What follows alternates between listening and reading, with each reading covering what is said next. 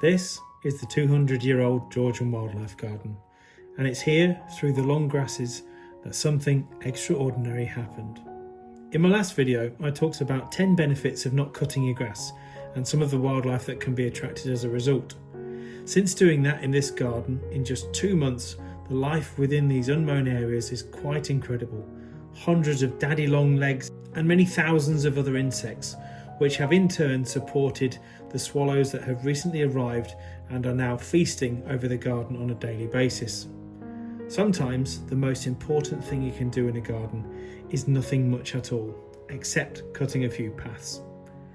By leaving these grasses uncut, no trimming, no mowing, nature had the space to do what it does best. 2 days ago, I noticed a ladybird larvae in one part of the meadow. Yesterday, I noticed a few more.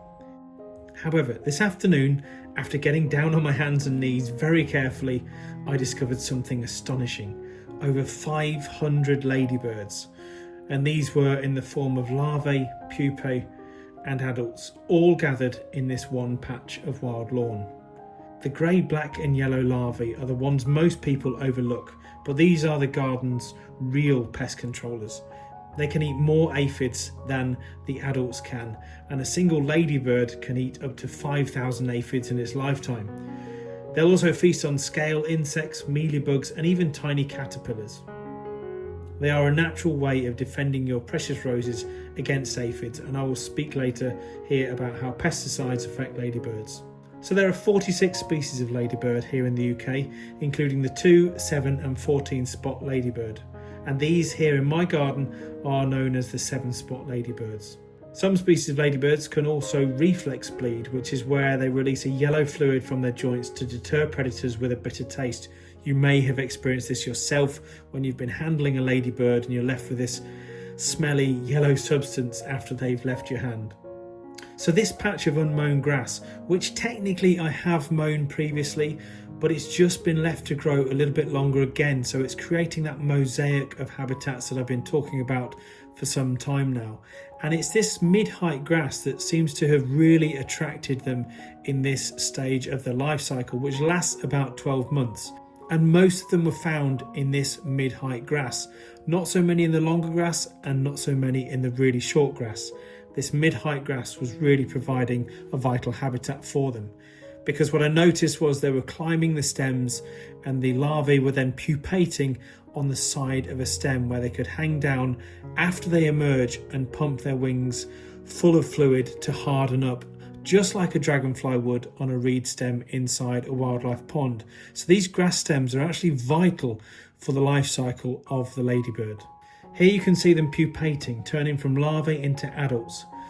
At first, when they emerge, they're pale yellow, then slowly their colours develop from muted red with that familiar spotted pattern appearing last. It's easy to forget that ladybirds aren't just beautiful, they're part of a much bigger web. Birds like swifts and swallows will sometimes eat them, so will frogs, dragonflies and even other beetles. Ladybirds have predators too. This patch, left alone for a few months, became a nursery for hundreds of these tiny allies, and all I did was less. We didn't spray, didn't mow, didn't interfere, and in return the garden gave us this. And speaking of spraying, insecticides, as I'm sure you're all aware, are designed to kill pests like aphids, caterpillars or beetles, but they can also kill ladybirds and their larvae on contact or when they walk over treated surfaces. This includes both chemical sprays and some systemic pesticides absorbed into the plants directly. The indirect harm as well that this can cause to ladybird populations is that it is a reduced food supply. If you wipe out all the aphids, ladybirds lose their main food source. And as I've just mentioned above, residue poisoning is a threat to them as well, as even after application, pesticide residues on leaves can poison ladybirds that land or walk there. So if you really want to protect your roses, what can you do instead to encourage natural predators like ladybirds? Well, you can use companion planting to deter if you consider these pests.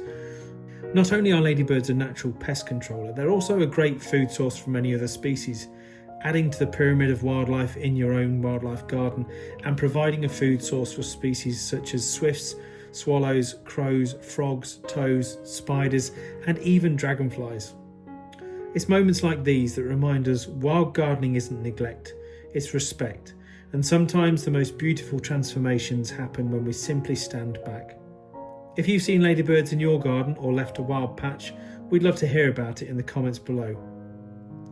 Thanks for watching, and if you'd like to see more from the Georgian Wildlife Garden as the year unfolds, don't forget to subscribe and check out the Georgian Wildlife Garden playlist where you can see previous videos of this Georgian Wildlife Garden.